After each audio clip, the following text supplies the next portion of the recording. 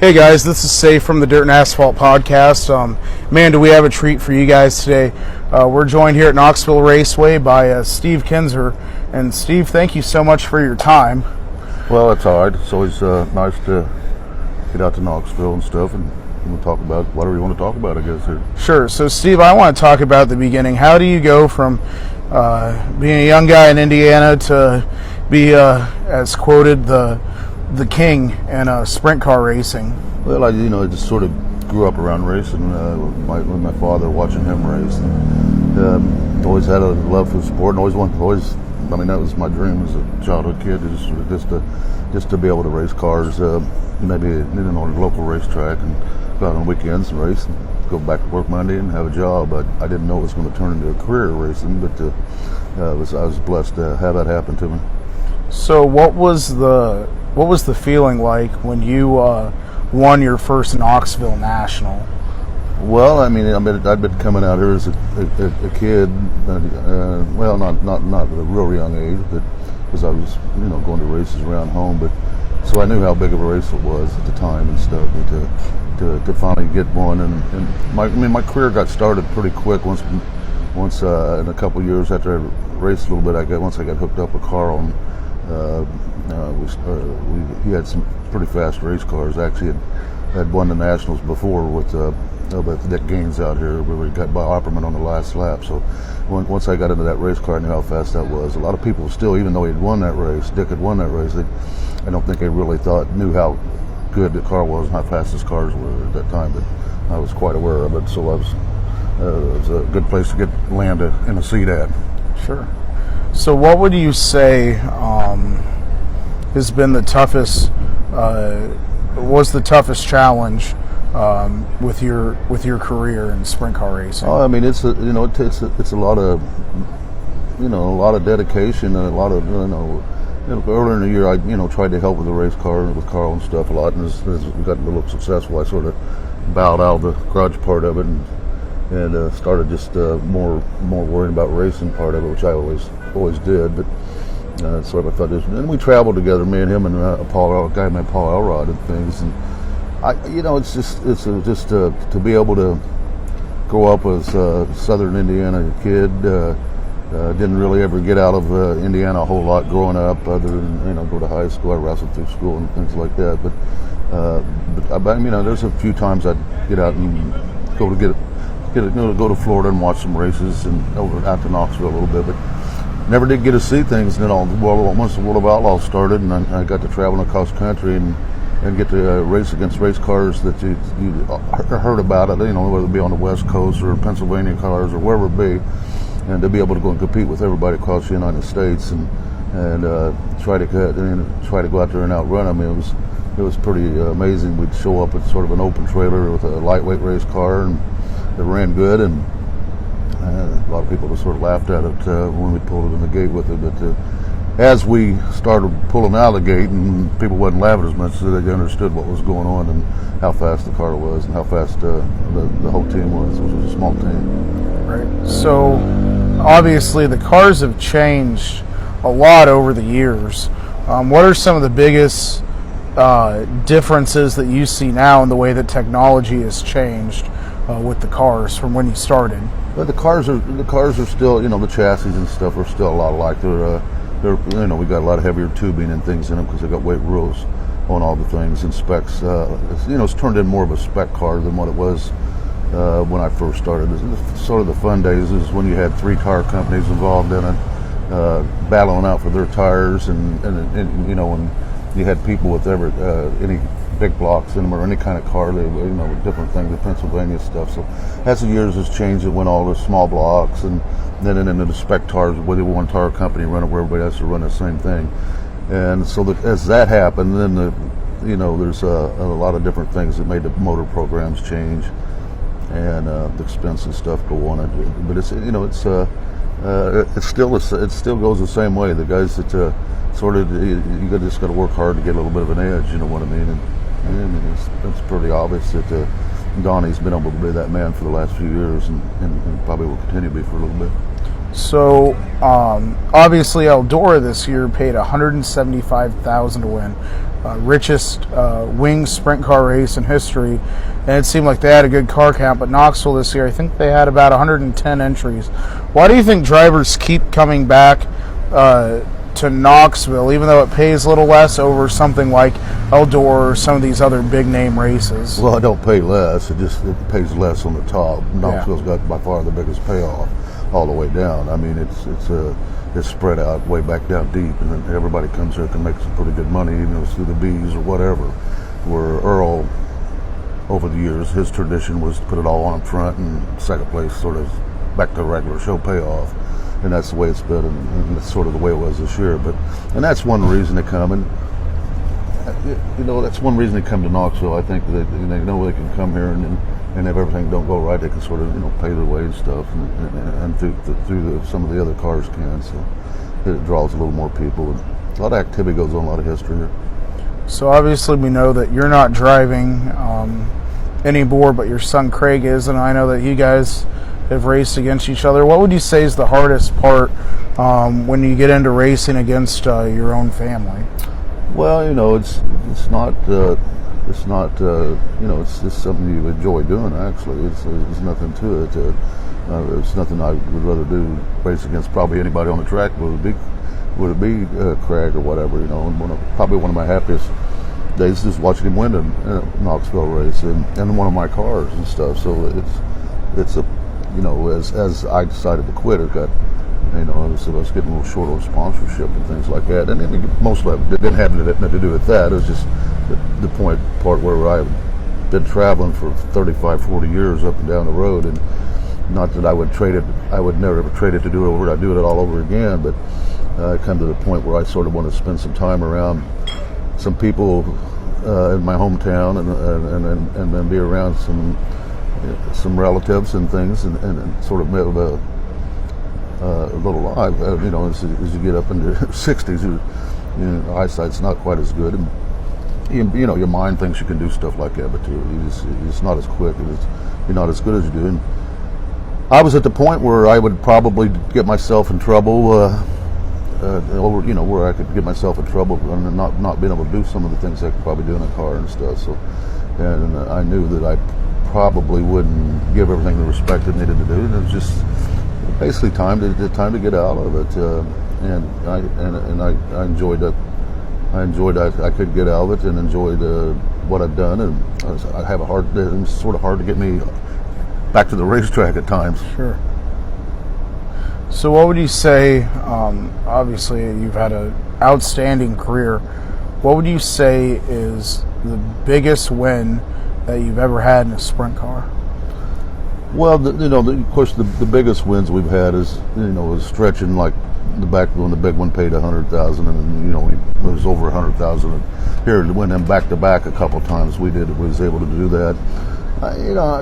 My biggest win to me was not just one win. It was just the biggest win I had was the many years we stayed on top of the sport. You know what I mean? That just made it better than anything else. We had a few years we struggled, but between Carl and Scott Gherkin, that's really the only two crew chiefs that I ran very many races with. So I didn't change a lot of race cars. I ran for Carl and then plus for myself and with Steve Kinser Racing, and then a little bit for Tony at the end. And that was pretty well it. So we know that you went into asphalt cars for a short amount of time. Are you glad that you didn't stay in that? Are you glad that you stayed on dirt, or would you like to? Well, that was a mistake. That was a mistake on my part and Kenny Burton's team. You don't go in at 47 years old and go down and start pavement racing with the best pavement drivers that grew up on asphalt around it, and stick a dirt track driver in and think he's going to learn how to drive in 1 year. And so 4 or 5 races was pretty obvious to see that, if I was going to be a pavement racer, I should have probably started a little bit earlier.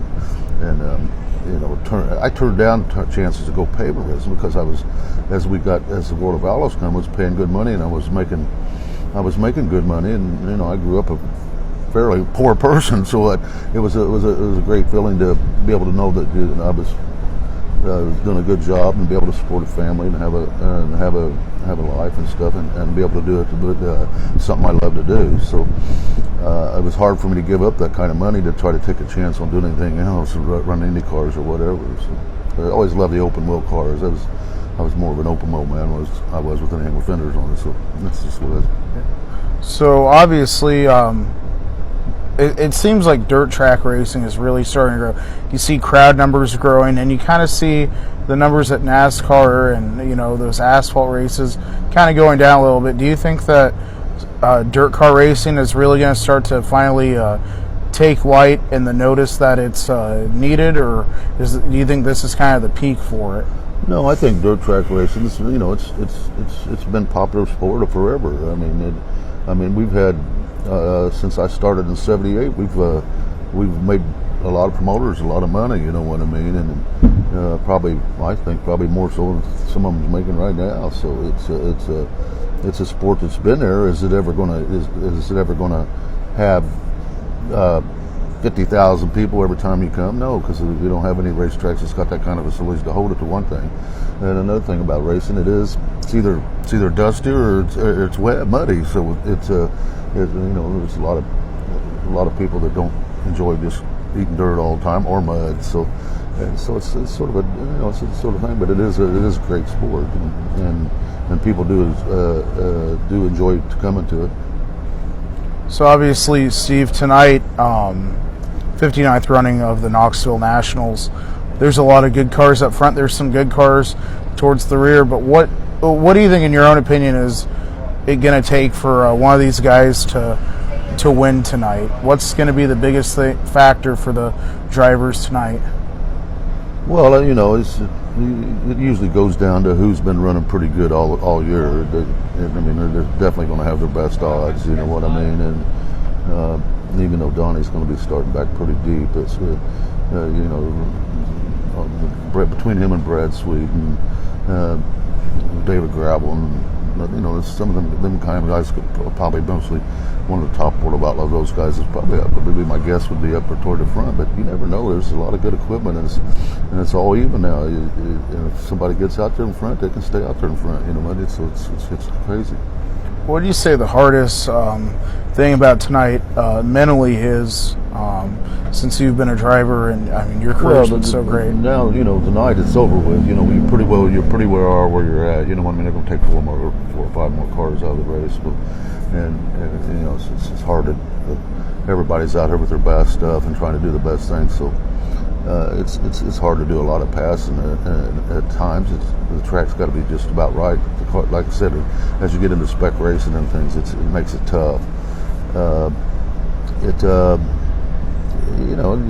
So you're pretty basically looking at right now. This pretty well the show's the set for the feature and stuff. So other than 4 cars, it's probably going to come out of the B main or whatever it is. I don't know exactly what to count or how they do it all for positive, but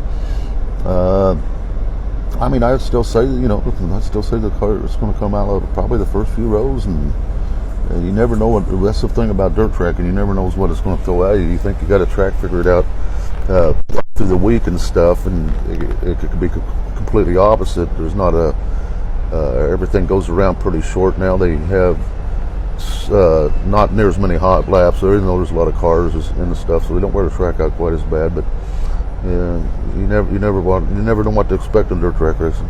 Yeah, definitely. So what would you say your favorite thing when you ran at Knoxville? What was your favorite thing about coming back to this track to run? Well, you always Knoxville. It's basically the history of the racetrack. As you come out, for me to come out here to see all the changes changed over the years. I come out here before there was no suites, and then everybody was still. Some of the cars was parking in the barns and working out of the cars and just and having tents and small campers, and then now everybody's big RVs and suites and stuff, so it's grew quite a bit. So if you had an opportunity, if someone came to you and said, "Hey, I want you to run one race in my car for me," would you take that, or do you think would it be Knoxville? I don't know. Any track. Oh, I don't know which track would be. I mean, I enjoy running all that. Always just enjoyed running all kinds of tracks. I enjoy running. Of course, I've always preferred the bigger tracks, the half-mile tracks, but which we've lost a lot of our fairground tracks over the years. But a lot of them went and cut them into 3/8 mile tracks, which for local racing and things, it's probably a lot better because it's not near as hard on equipment, and then however you do tear stuff up. But I don't know. I couldn't really say. You always want to win. You always want to win the biggest paying races. I mean, that's sort of what you're out here to try to pay the bills and do things like that. So, I mean, you got to you always got to put in just any of the majorities of what's going on, and Knoxville's definitely on top of that, and maybe the Kings Roll and things like that. We used to be able to, you want to go on the West Coast, and you want to win at Chico and stuff. That was sort of their big race of the year. And then when you go out to Pennsylvania, you want to, the Williams Grove Open was out there. That was their biggest race in that area. So, those every different part of the country you go, that's you're shooting to win those tracks. So, who's been your favorite driver to race against, and your least favorite driver to race against? Oh, I don't know. I don't have no favorite drivers I want to race against. There's a lot of competition. I mean, you don't have a whole lot of favorites when it comes out to when it comes back to competing with somebody. So right. There's guys I've ran with a lot that I'm glad I ran with, and I didn't enjoy racing with all the time. Getting ready to do a thing with Sammy right now, and we've probably went head to head more than anybody else has, and probably had more squabbles amongst each other. But that doesn't mean that I would not want to race against him, or I'd want to race against him because of that. But I had guys like Doug I always enjoys race with. We raced each other pretty clean all the time, and it was real competitive, and it was fun to drive. And most everybody runs pretty hard, clean. You have occasions you make mistakes, you know what I mean, and occasionally you take a little more racetrack you want to, and it happens both ways. I mean, sometimes you get the good end of it, sometimes you get the bad end. The best thing to do is you can stay on top of your game and on top of your race car and everything, and keep yourself out front. You're going to stay in a lot less trouble. You're going to have a lot less problems. Right. So, Steve, obviously we know you're done, but you still travel. You help your son Craig out. How can the fans, get in touch with you, or if they want any merchandise or anything? How can they find you at the track? Well, we don't get out very often. Me and Dana doesn't. We have come to the we have come to Kings Roll, and then again here. So this is the two races we usually make every year, and we don't do a whole lot more than that. But we do some local stuff around. I always go watch Craig and when he's around Indiana and things. And, I go to Florida usually the first year and to get out of the weather for a little bit. But sure. We run basically pretty well scheduled, but most generally either one of those races we're going to be at. Definitely. So, race fans, you found out how you can get a hold of Steve. Steve, it's just been a real honor, and I know the Dirt and Asphalt fans watching. Just hearing from you and what you've had to say is just really humbling for all of us. And thank you so much for your time doing this. We're glad that you're still involved with the sport, and your love for the sport is so amazing after all the years that you dedicated to driving and still coming. It means a lot to everyone. Well, it means a lot to us. I've been able to drive every type of race car there is, and there's nothing like a sprint car, an open wheel sprint car. There's still the baddest machines there is out there. Definitely. So, guys, that's been your Dirt and Asphalt exclusive interview with the King, Steve Kinser. Make sure you check them out. If you ever get a chance, stop by their trailer if they're there and tell them thank you. Pick up some merchandise, and make sure you come out and watch the races. Get your butts in the stands. Obviously, tonight is the 59th running of the Knoxville Nationals here. Make sure you guys watch it on Dirt Vision if you can't make it, and if you have tickets, make sure you get your butts in the stands for tonight. That's everything here from the Dirt and Asphalt podcast. As always, keep her clean, keep her green.